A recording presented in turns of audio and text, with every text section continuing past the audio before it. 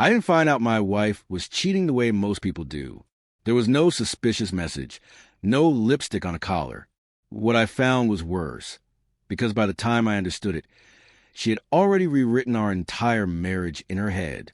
We were together for 11 years, married for 8. Friends called us stable. I use that word too. I didn't realize stability can also mean stagnation, especially when only one person gets to decide what's real. The first sign something was wrong wasn't her behavior. It was mine.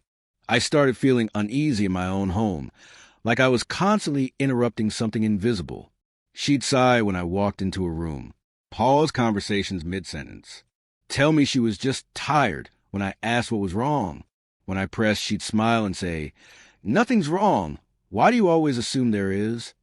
I stopped asking. That was my first mistake. She began speaking for both of us.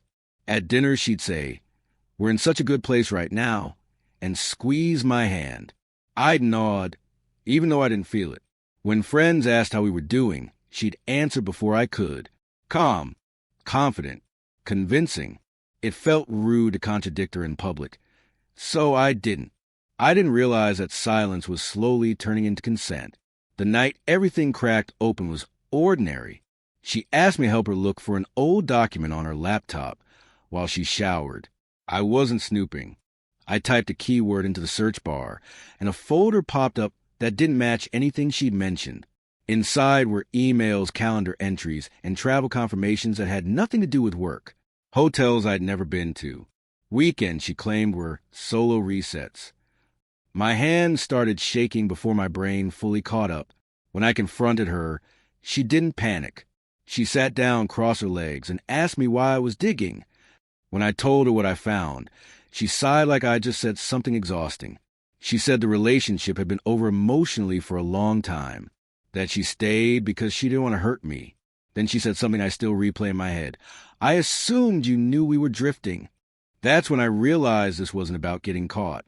It was about me failing to read a script she never shared.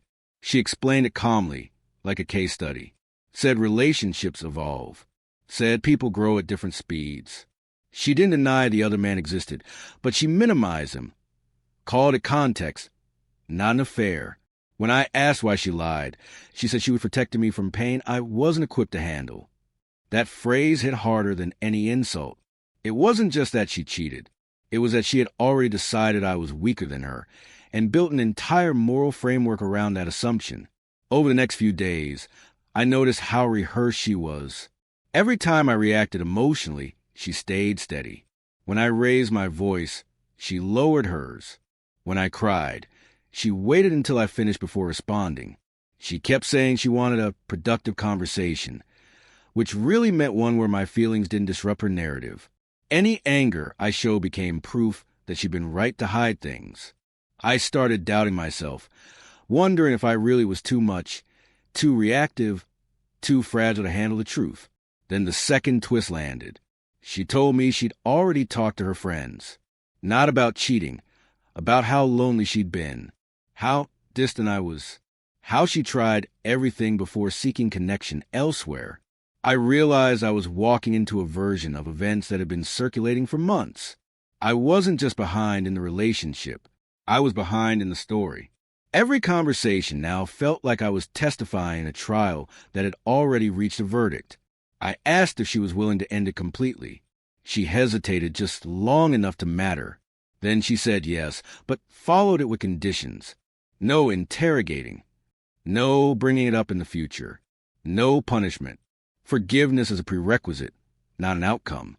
When I said that wasn't how trust worked, she told me I was being rigid again, that I was choosing rules over love. That was the moment something shifted. I stopped trying to win the argument. I started listening for exits. The final confirmation came quietly. I found a message she'd sent him days earlier, after our first confrontation. It wasn't apologetic. It wasn't conflicted. It said, "I just need to manage the situation carefully." Manage. Not grieve. Not repair. Manage. I realized then that I wasn't her partner anymore. I was a problem to be contained until she could return to the life she preferred. That night, for the first time, I slept on the couch, not because she asked, but because I needed physical distance to think clearly. Leaving didn't happen all at once. There was no dramatic announcement. I started by pulling back in small ways, stopped explaining myself, stopped asking for reassurance I never got anyway. She noticed immediately. The calm confidence cracked into irritation. She accused me of shutting down, of emotionally abandoning her when she needed support. The irony was almost impressive. I realized then that my presence wasn't about connection anymore. It was about regulation. As long as I stayed engaged, she could keep everything under control. When I told her I needed space, she called it betrayal, said I was rewriting history, said I was punishing her for being honest. She asked how I could throw away years over something that didn't even mean that much. That sentence clarified everything. If it didn't mean that much, why protect it so carefully? Why risk our marriage for it? She wanted the outcome of accountability without the discomfort of actually facing it. I stopped arguing. Silence did more than any logic ever had. The days away from her felt unreal at first. I kept expecting another carefully worded message explaining how I misunderstood everything. When they came, I didn't open them right away. That alone felt like rebellion. Friends I trusted finally heard the full story. Some were shocked. Others admitted pieces made sense in hindsight. One friend quietly said, "It sounds like she's been managing you for years." That sentence landed hard. I wasn't angry anymore. I was exhausted. And for the first time, I allowed myself to consider that clarity might require distance, not discussion. Therapy became a mirror I didn't know I needed. I talked about the lies, the language she used, the way she stayed calm while I unraveled. My therapist pointed out how often I described myself using her words. Rigid, jealous, insecure. None of those were conclusions I reached on my own. That realization was devastating and relieving at the same time. I wasn't broken. I'd been slowly trained to doubt my instincts. Grief came in waves. Not just for the marriage, but for the years I spent negotiating my reality instead of trusting it. When we finally discussed separation, it was brief. She framed it as my failure to evolve. I framed it as my decision to stop disappearing. I didn't walk away because I stopped loving her. I walked away because I started trusting myself again.